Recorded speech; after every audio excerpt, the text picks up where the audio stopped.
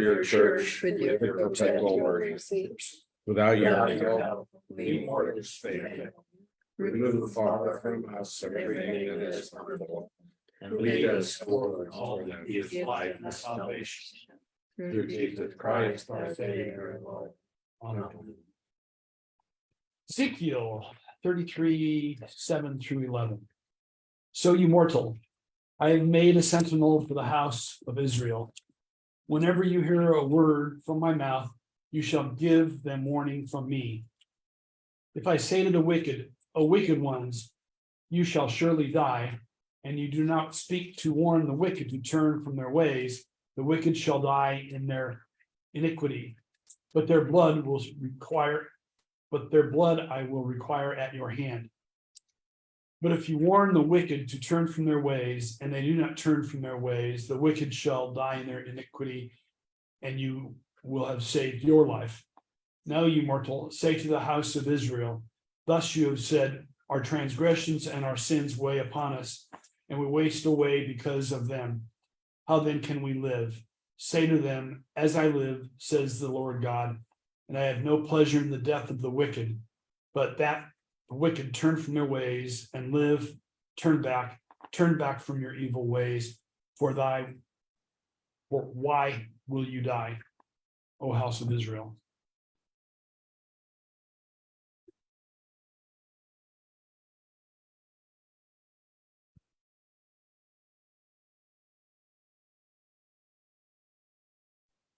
Yeah. Since this is, Ezekiel. Go ahead. I was just saying, since this is one of the last books of the, with Daniel, close to the end of the Old Testament, is this in the time frame after they returned from the second exile? No, that Ezekiel was actually, more a contemporary of Jeremiah. Okay. He was a priest, and so he was in Babylon, and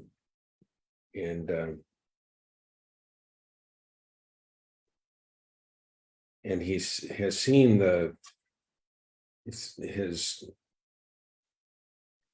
his whole approach is, what do we do? What do we need to do to be restored? And so, this is an evil here, talking about it in terms of how you turn against God's ways. It isn't what we normally think about evil, but it is, they have been pursuing their own ways, and not what God would have them be and do. So he's really prophesying about they're going back to Jerusalem and Judah. Yeah, because it says here he died in Babylon. right. Okay. Yeah, so he was, and he's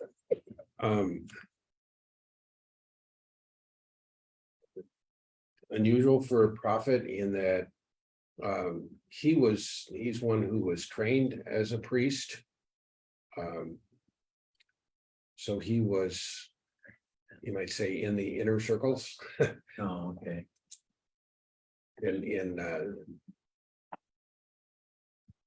In Jerusalem,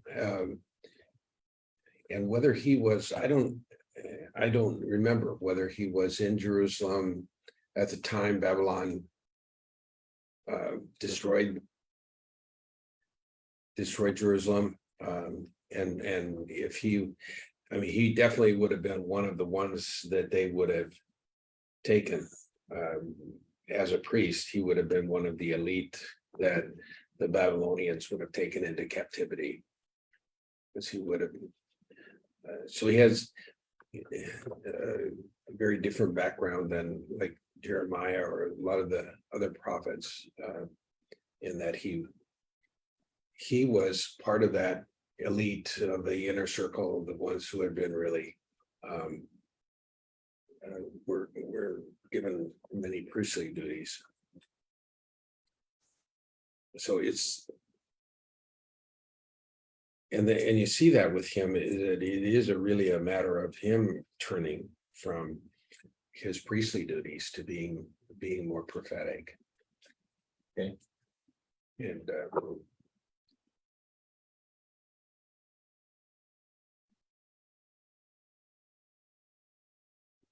I'd say they were still in exile because still in 33, but 21. In the 12th year of our exile, in the 10th month, on the 5th day of the month, a man who had escaped from Jerusalem came to me and said, the city is fallen. So they're still in exile, whether it's the first or the second. yeah, if it's only in the 12th year of the exile, I mean, the exile went on for another 60 years, 60 some years. So yeah, that's why I think he was there in Jerusalem and had From been the first taken, time. yeah. Okay. From the first. I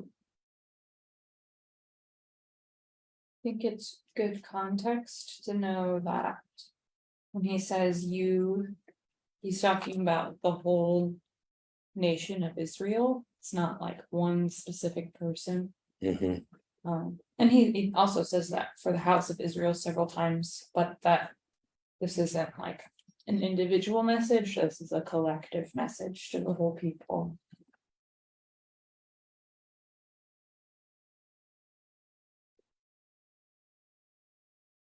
And he's speaking to a people who are still in real despair about having having their temple destroyed, being taken into exile. They really are feeling the distress of that. And I've said it several times. I love these discussions because I'm learning so much. One time I learned to look at the passage, but look at what's said before and after. And so I'm always doing that. Well, my Bible, I don't know what version it is, but it always on the page kind of tells you what's going on. And what I read says a sentinel, but says a watchman's duty. And instead of sentinel here, it uses watchman. But reading in front of at the beginning of 33 and after, well, a watchman, you're on guard duty. These are the instructions for the watchman. These are your orders for your post. These are the things that you're to do on duty, on guard duty as a sentinel, as a watchman.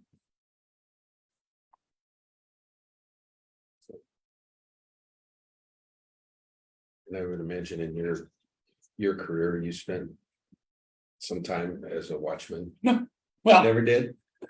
As a sentinel? Sitting all night at the sheriff's office, I could count that. yeah, Waiting to be called out. yeah, I guess you could say that. And I waited in an ambulance barn. I waited in the sheriff's office. In the military, when I was not commissioned yet, yeah, I pulled guard duty, but that was only there for 6 weeks.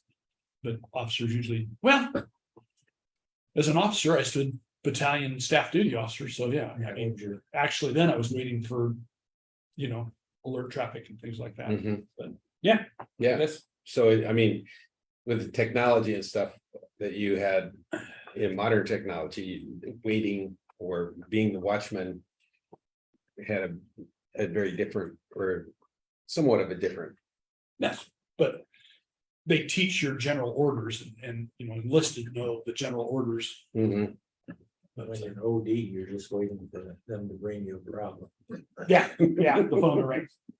That happened to me one time when I was on staff duty officer. The plane blew up over Lockerbie. Oh, Yeah. I was staff duty that day, the battalion phone rings, Fort Battalion fulfiller, so it's staff duty, I was Lieutenant Batista, and I just get interrupted, and it was the battalion commander. Mm. Yeah, I know all that stuff, listen, yes, sir, yes, sir. He starts giving me orders, and I'm like, yes, sir, yes, sir, here's the number I'm at, yes, sir, yes, sir. So I spent hours trying to figure out, it was right before Christmas, and a lot of our soldiers were going on leave. Mm. Were any of our soldiers on that plane? Mm. And I had to find it Right. and let him know. Yeah. Wow. That's, yeah. Yeah. Well, and I think that's, as you say, it's an important role for anyone, and I think it's, But that is the shepherd looking after his flock. The Right. battalion commander is looking And after his people.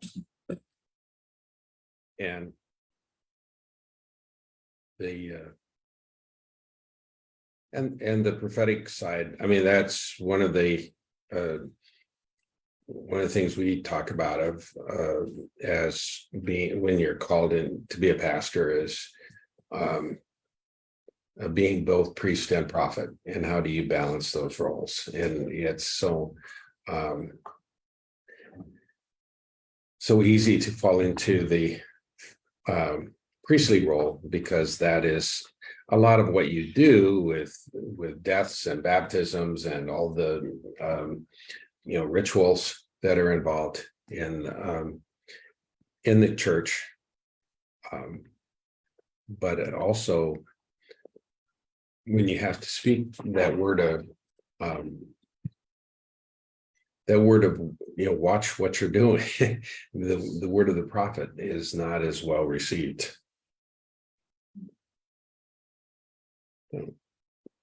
Yeah, and I think there's like, this is like, hey, stop being wicked, Mhm. things are happening, so it's like this warning. But like, it is important, I think, that like the Lord says, I have no pleasure in the death of the wicked. So whatever's about to happen isn't meant as a punishment or vengeance. It's just like the consequences of your actions. Mhm. I still, don't know how I feel about like God deciding to take down Israel. Because that's what happens in verse 21. What you were reading earlier, Dean, like the city has fallen.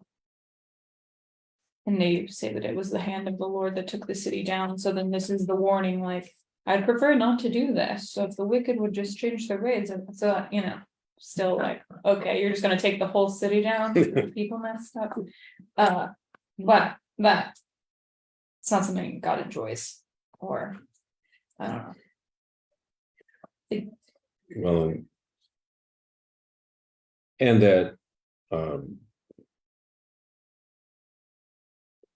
that God is and at this point, Ezekiel is one who talks a lot about God's willing to go to extreme measures, but he is the prophet that's most known for speaking of restoration, also in the midst of this, in the midst of all their despair and grief about having lost their homeland. Ezekiel is the one who speaks that word of hope and restoration that shall be restored. And Ezekiel had visions, and according to him, he actually saw God in his vision. Mhm. Many other prophets or people just heard God talking to him, but going to Ezekiel, he actually saw God. I think chapter 10 was the first time somewhere, but anyway. Yeah. But in this encyclopedia I have at my hands, it said he was 25 when he was taken in the first exile. Okay. He became prophet at 30 and died at 52. So he never did get to come back with something, but he he saw that they would return or prophesied Mhm. that they would return. You know, and he's, you know, he's the author of probably one of our most familiar stories or passages from the Old Testament, the Valley of the Dry Bones. Mm. Okay. You know, that just comes 3 or 4 chapters after. I think it's chapter 37. So when you think about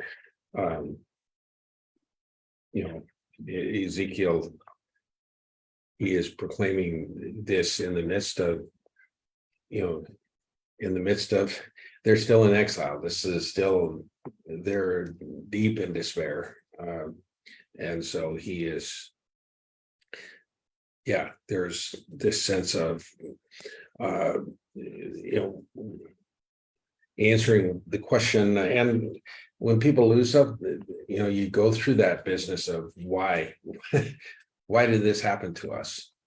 And so Ezekiel does that, but he also says, but you shall be restored.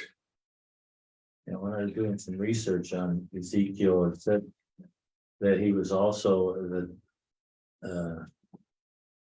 the people of the Islamic faith also consider him a prophet. Mhm.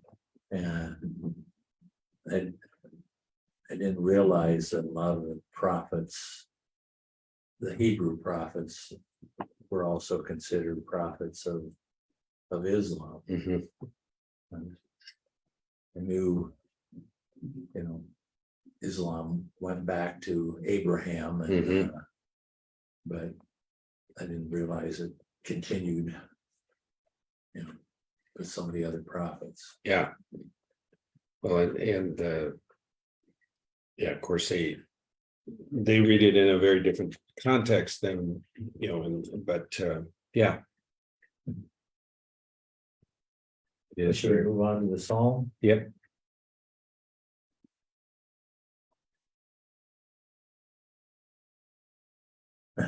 I'll read it. Teach me, O Lord, the ways of your statutes, and I shall keep it to the end. Give me understanding, and I shall keep your teaching. I shall keep it with all my heart. Lead me in the path of your commandments, for that is my desire. Incline my heart to your decree, and not to unjust gain. Turn my eyes from beholding falsehood. Give me life in your way.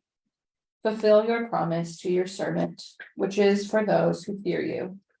Turn away the reproach that I dread, because your judgments are good. Behold, I long for your commandments. By your righteousness enliven me. Teach me, O Lord. So just like we were talking about instructions in the first, this is again talking about teach me commandments, what to do, how to live.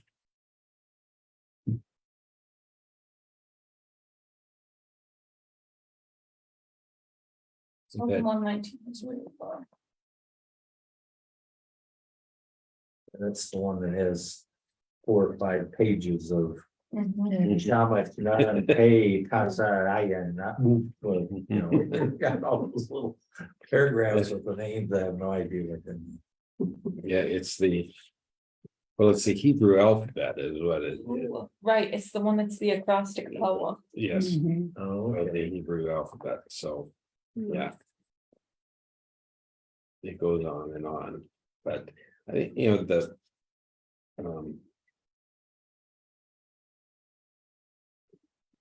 and I think, you know, this is in today's world as we you know, are learning more and more how complex our universe is. How, you know, that this desire of the psalmist to have a clear path, see clearly, you know, what where's this taking us, and I think, you know, having our eyes, being able to see what is it we need to be doing just today in the present. We certainly don't have the knowledge that to change things or to make a difference in a way to make a difference in the universe, because it's I'm reading and always reading. I like to read about what they're studying about dark matter and dark energy, and how little and how much of the universe is made up of dark matter and dark energy, and how little we know. That I was listening to a program recently where they talked about we may have some clues about what's involved in what makes up dark matter. We're getting some clues, but they said we have no idea, and we don't know if we ever will understand dark energy. And so it's like, and this has been around since the beginning of the universe, and it's so what. So for me, this is saying, what establishes our path for today? What is it that, and what helps us stay on that path today? In for the psalmist, that is the commandments, the Lord's commands, and for us as Christians, it is in our trust in Jesus and in what Jesus has to teach us and to tell us. Again, we can talk about commands, but again, for Jesus, that the primary commandment, or the first commandment, the most important commandment, is that we love one another, or that we love God with all our heart, mind, and soul strength. We love one another. That that love is what guides us. It helps us lead each day in God's word and in God's way.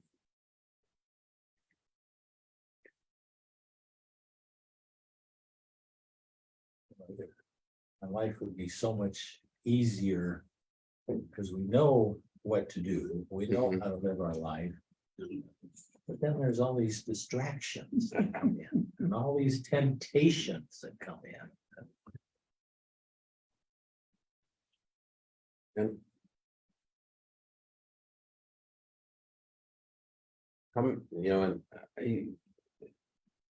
and in the 12-step program, we talk about how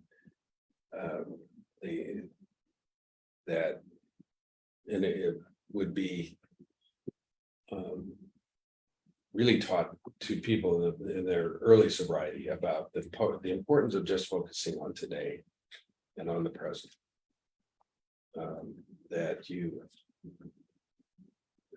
Because when those cravings hit,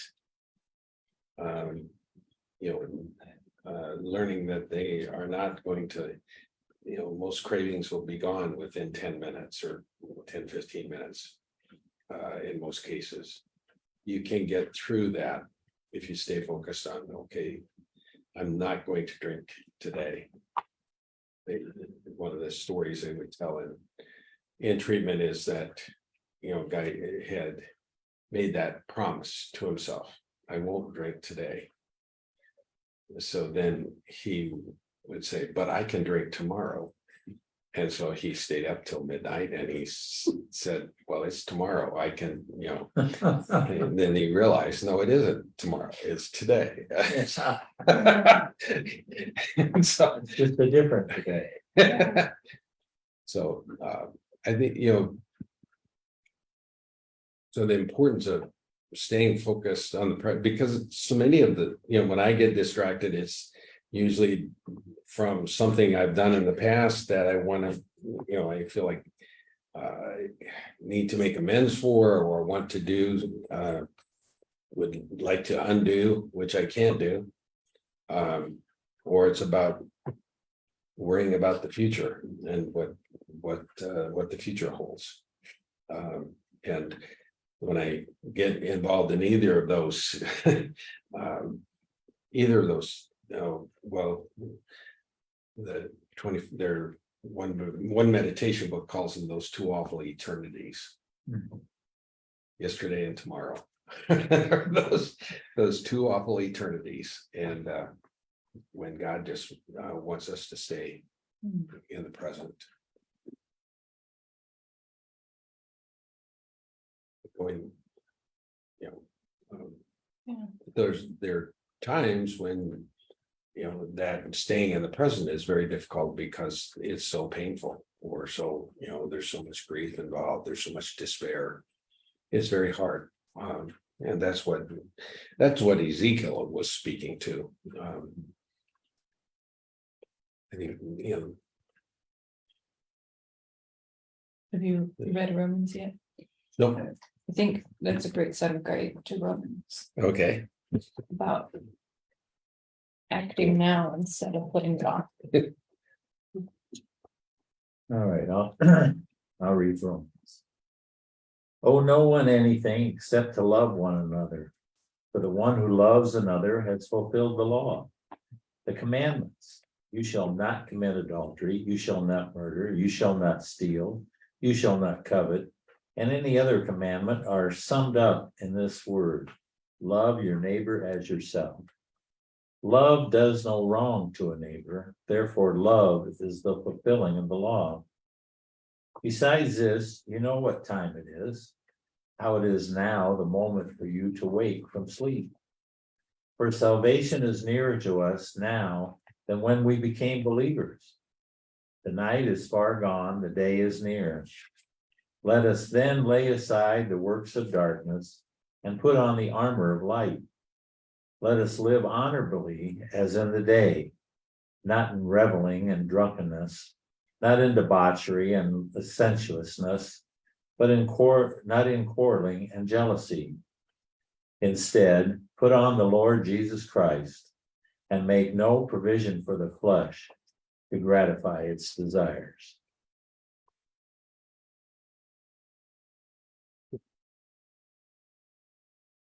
And Everybody wants to tell us how to live. I think Well, I think it's great to have the psalm right next to the first half of this, of like the commandments really boil down to love yourself or love your neighbor as yourself, right? Which I'm sure he's echoing the words of Jesus, we talked last week. Like there's Paul's letters were actually written before most of the gospels were, so like this is the oral tradition that Paul is repeating, like Jesus said, like, but that love your neighbor as yourself, that's what the law is all about. So then if you think of that when you look at the psalm of, teach me your command, like teach me how to love people, let me strive for that every day and learn new ways to do that. Well, I think the biggest step that you have to take in that is you have to learn to love yourself and realize that how much God loved you and how much Jesus loved you to live and suffer and die for you, that you do mean something, and we're all imperfect, but live your life like yourself, and then that'll make it easier for you to love the people around you. And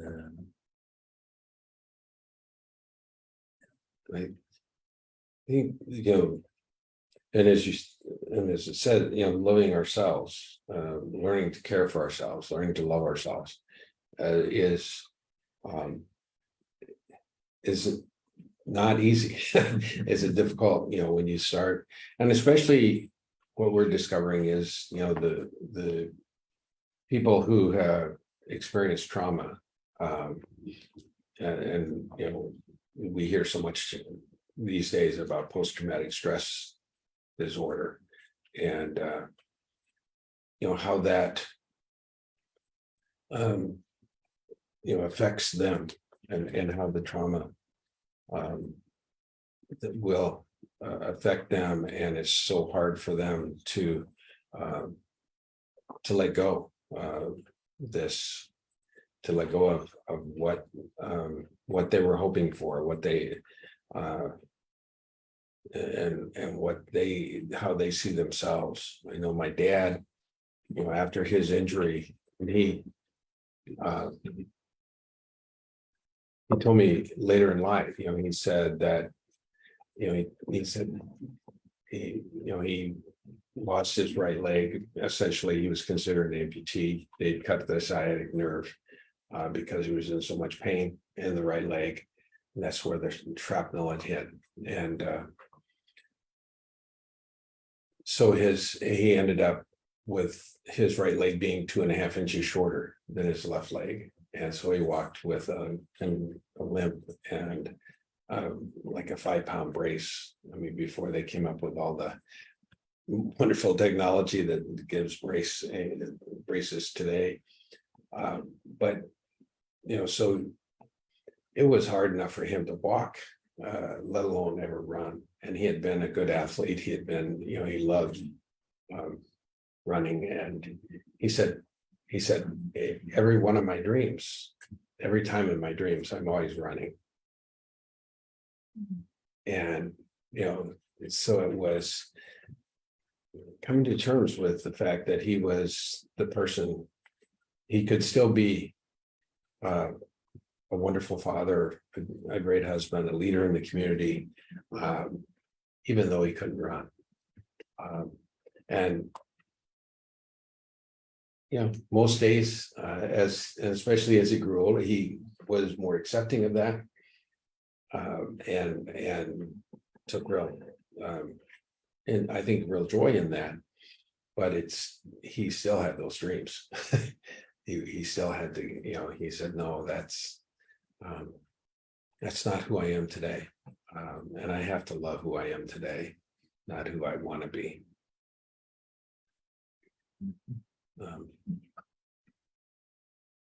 Well, that's the problem with all of us. Yeah, Mhm.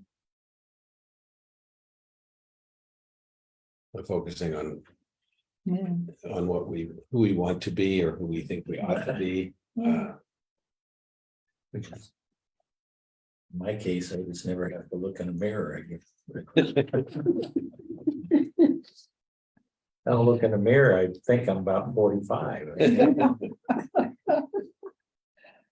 Oh, Well, and I think like the second half of this, 11 through 14, is really about going beyond yourself. Like this like talk of the flesh. I think we often think of that as like sexual desire, like, oh, but I think it's really just talking about when you turn inward towards yourself and your needs and your wants and your desires, and like instead focus on the community or the needs of others, or right. And that doesn't mean don't love yourself, right? Because we have the love your neighbor as yourself, but that like licentiousness, our modern definition is about like, I don't know if you can Google it, but a pastor told me that this is actually looking at the root word of license. So it's like licentiousness is the thinking that you have the license to do whatever you want, like that you're above the rules, or you have, you know, this autonomy over yourself. You have the license to do what you want. So pairing this with the talk about love and how love is the greatest commandment and love can do no wrong. That means going beyond yourself and not these things of darkness are all things we do to make ourselves happy, but not necessarily things to be for others. Sorry.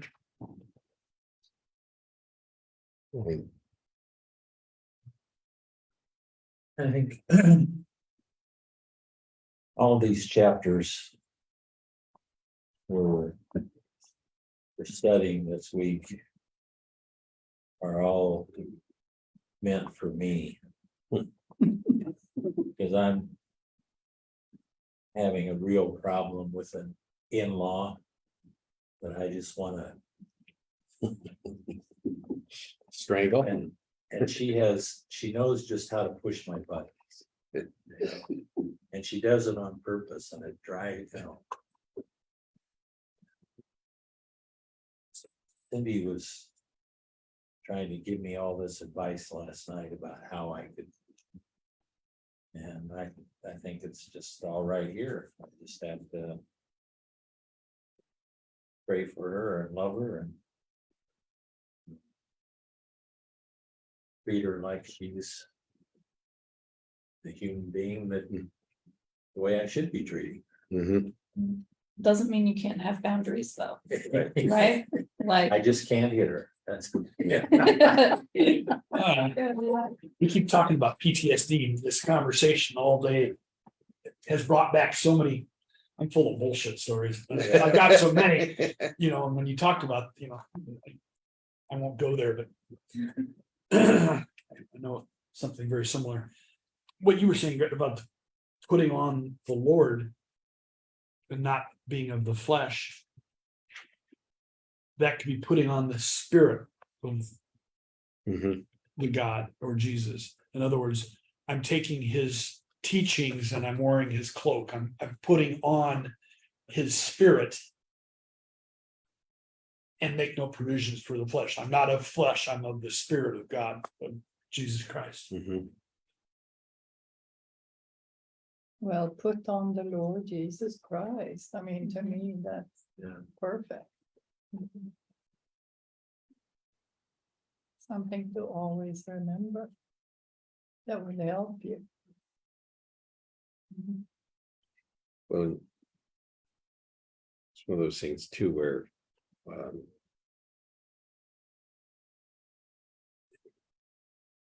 another reading of about today's world, about where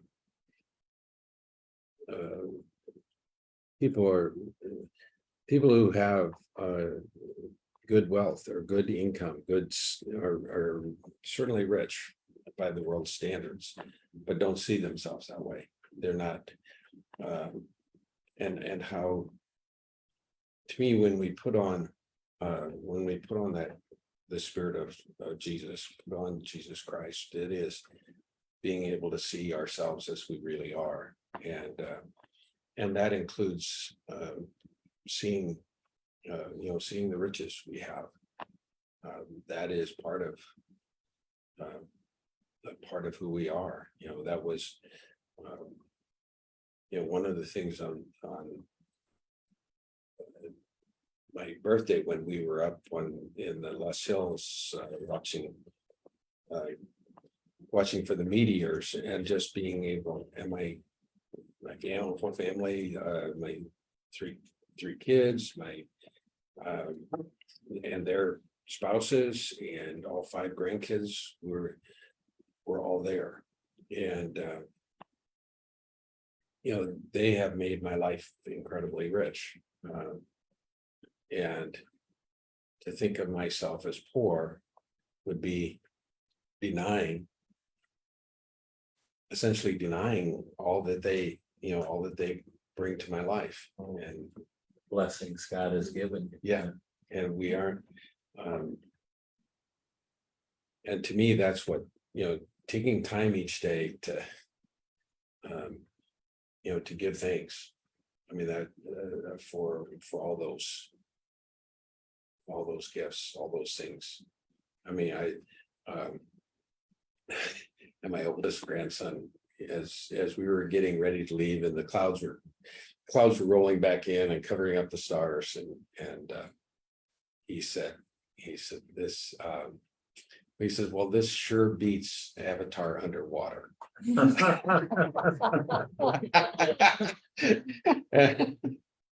And he's, so it was great, and my one daughter-in-law said, I don't want to leave, and so we were experiencing the richness of God's love, God's grace, and but as I said, but if we stay, we're all going to get our butts wet. So, Storm is coming. yeah, you got to think about that too. So, how about Matthew, the gospel? I'll read that. Jesus said to the disciples, if another member of the church sins against you, go and point out the fault when the two of you are alone. If the member listens to you, you have regained that one. But if you are not listened to, take one or two others along with you, so that every word may be confirmed by the evidence of 2 or 3 witnesses. If the member refuses to listen to them, tell it to the church.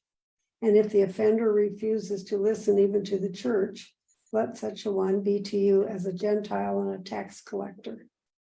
Truly I tell you, whatever you bind on earth will be bound in heaven, and whatever you loose on earth will be loosed in heaven. Again, truly I tell you, if 2 of you agree on earth about anything you ask, it will be done for you by my Father in heaven. For where 2 or 3 are gathered in my name, I am there among them. It's very powerful. Yeah.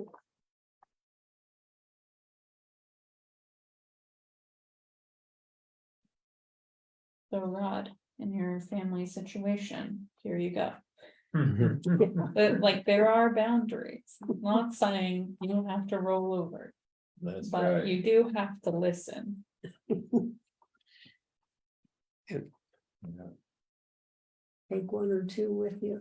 Yeah. And I think, because this is such a big part, again, of the 12 steps and of recovery and healing for them. How do we go about that healing? And I think, again, part of this is one of the things we would counsel those who were working and have worked with people working on this step is that, what have you done to make amends to yourself? To look at what have you done? What have you done to yourself? And that makes it really hard to love yourself, to be at one with yourself. And for many of them, that would involve blackouts, because that's such a symptom of addiction, of having blackouts and wondering what they did in a blackout and not having no idea what that was, and having to learn to trust what others tell you about your behavior. And so it is this whole business of having others be there for you and help you understand. This is we're not telling you this to hurt you. We're wanting to help make amends, and telling yourself that, of saying, that's the reality of the disease you have, and those memories are not going to come back. And I mean, the closest I've had to that experience or is that I when I had my bike accident, I had 3-4 days where, I mean, they're gone. I have no memory of them at all. I spent 3 days in Iowa City Hospital and I do not remember arriving there, and I barely remember leaving there. And fortunately, they had me in a bed, so I didn't have to really remember what kind of things I said or did, how I acted. They had me pretty well restrained. But it is, accepting that, yeah, this is part of what has happened in our lives, and so there are many ways, I think, of really living this out. And if we get too restrictive or just about how we do this, but who identifying the people who are helpful, who can help us listen to one another and listen to ourselves. That's so important, because it's, especially in these kind of situations, it's really hard to listen. It's, listening to when we're having to hear or listen to, or we're having to hear what we really don't want to hear. It's really hard to I listen. think there's, a lot of things besides being blackout drunk that makes it hard to realize you messed up, Mhm. Oh, yeah. even if you were fully conscious. And, So it's really hard for somebody like me. I mean, I'm always right. Yeah. I did make a mistake once. I thought I was wrong, but I really wasn't.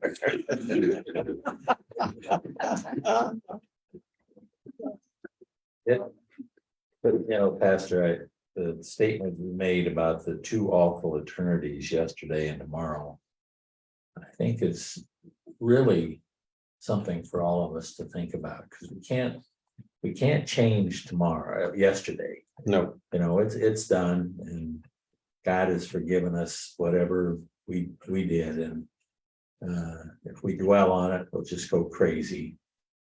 And if we worry about tomorrow and what's going to happen, we'll go crazy worrying about, oh, this could happen, that could happen, and just turn it over to God and do what we can do in the present. Mhm. To love our neighbor, to treat everybody like we're the Christian that we want to be. And I hadn't heard that expression before, so thank you for that. You're welcome. Like, Go ahead. these instructions about handling conflict. Like if the offender refuses to listen even to the church, let such a one be to you as a Gentile and a tax collector. But how did Jesus treat Gentiles and tax collectors? Yeah, he loved them just like he Right. loved everybody else. Right? Like, That's why, Matthew's talking like a Jewish person then, or like before Jesus, when they said tax collectors. Matthew was a tax collector, wasn't he? Mhm. yeah. Yeah. So, Well, and that even if the relationship is broken, it doesn't mean that that person is any less sacred or receives grace less, right? Like, I think he's using this, like, it would be easy for them to say, oh yeah, I would cast them out, because the Gentile and the tax, those are dirty words, Yeah. right? You would not want to be called that. But with the lens of Jesus' love, even the Gentile and the tax collector are sacred and receive grace, and might not fit magically into the community instantly, but you still you don't stop inviting them. But that's a dream world. Yeah. yes. Yeah. Yeah. I was. And I use this in many different way of, but that verse 20 is. You know. Me is so important because it's like we tend to think of church as something we do on Sunday, or we may do during, if we're serving on the church council or on different committees or that's what church is about, but and we tend to think about that as related to this building and what we're doing here. But this says, where 2 or 3 are gathered in my name, church happens. That's So one person is. Because that's kind of my comment is, do I have to go to church? No. Should I? Yes. But when I'm deer hunting, I'm sitting there thinking about what a beautiful world God made. Mhm. And I'm by myself. It can't, nothing I believe can be taken away from me. Mhm. I don't need 2 or 3 other people to support my belief. And you don't need that all the time, but it helps to reinforce your faith, and it helps be not only your faith, it helps reinforce the faith of the people at this table who you're, talking with, and or when you're part of a church service. And it's not just helping you, it's helping them be part of the God's community. So you're not just going to church for yourself, you're Right. going there. Well, you're being part of a community, and a community. The family of church. Community is.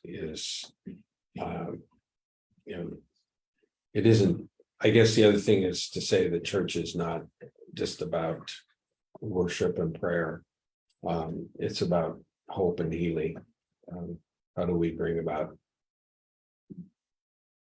How do we bring about healing within the church? The healing of memories, the healing of,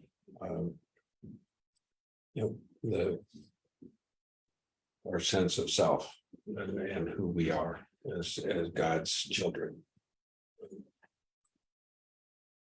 So important. When I read something like this, some of the things that you experience yourself in your life comes to the forefront. And you're wondering, is this really happening? Is this what will happen? I take this thing about the conflict. Mhm. What happened when this church had so much trouble? Things like that. But see, this is supposed to be on another plane. And I get in trouble because I take things literal, I guess. Well, and I think, and that's where I think it's so important to have people, and that's where I think it is important. I mean, what you're saying about the ability to meditate, and just to contemplate all that God, to be able to have that, the silence and the freedom to do that is absolutely wonderful. It's just a part of, realizing the awe that is all around us. The other part of that is I know that I need people who can help me listen and hear what hear what I need to hear. And I apologize for last week, because it's like when I get passionate about something, I raise my voice, and you were also sounding like my wife, so that is because she's the one who, the minute I raise my voice and get, really intense about something, she said, she'll say, well, don't get angry at me. And it's not anger, it's the passion, and I'm thinking that somehow by raising my voice and yelling at people is going to help them understand me better. Well, that that ain't going to happen, and so just, and that's why I need Ronnie in my life, is she helped remind me that no, yes, it's good, I appreciate you're passionate about this, but don't yell at me about it. Yeah. Just do something about it, and that's so to me, what what Jesus is saying here is be willing to bring people into your life and let them help you. That was that's one of the things that I heard early on in my ministry that really changed my whole ministry, and that is that I was ready to go into some kind of specialized pastoral care, and I had the consulting psychiatrist of the ALC say, "You're not ready to do that. You need to learn to love. You need to go back to your parish and learn to love your people, and more importantly, you need to let them love you. Learn how to let them love you." And it's like, oh, that was a real eye opener for me. I never thought about it in those terms. I think, It's, yeah, go ahead. what you're saying, Agneta, of like, this is a very idealized version that doesn't always work, right? Like, is this actually realistic? I have, for a long time, I think this was actually in the ELCA's like constitution on how to handle conflict, like it's written as a procedure. And I've actually heard, I had a friend who was a brand new pastor, and this was their first call congregation, and there was someone in the congregation that was like really disrespectful on like multiple occasions. And so they had to work all the way through, like they were working with the bishop on how to handle this conflict. And this was the process that they were supposed to follow, of like sort of this like confront, listen. Does that make it better? Okay, bring people with you. Confront, listen. Does that make it better? Like, so I think we could follow it. Yeah, it's pretty intentional. You have to do it intentionally, I think. But yeah, I think we are often, there's the world as it should be versus the world as it is. Mhm. And you can't, we're in the world as it is, right? We have to survive. So yeah, how do we behave in the world as it is, working towards the world as it should be? Well, it's one of those things where, you mentioned, or Rod saying, I'm always right, or and the person you're in conflict with may say no, but if take a couple people with you and the other person says, well, Rod, maybe this is the one time you may be wrong. And Fortunately, you can, there's been more than that one. and so, yeah, so it helps.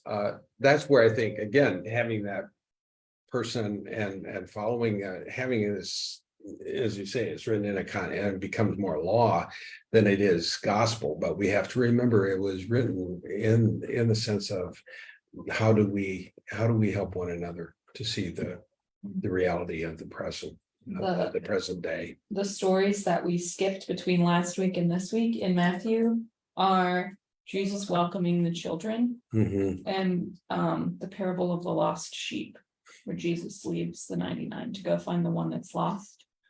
And I think that's good context as well for how do we treat each other, right? And that how we treat each other matters. And then with Paul talking about like the time is now, do it now, don't wait. don't wait for the world as it should be, try it now, you Right. know? Yeah. So, yeah. Well. Now that the sirens are going off, we should probably pray. Our Father. who art in heaven, Hallowed be thy name, thy kingdom come, thy will be done, on earth as it is in heaven. Give us today our daily bread. And forgive us our trespasses, as we forgive those who trespass against us. And lead us not into temptation, but deliver us from evil. For thine is the kingdom, and the power, and the glory, and forever. Amen. Thank you. Next. Good time.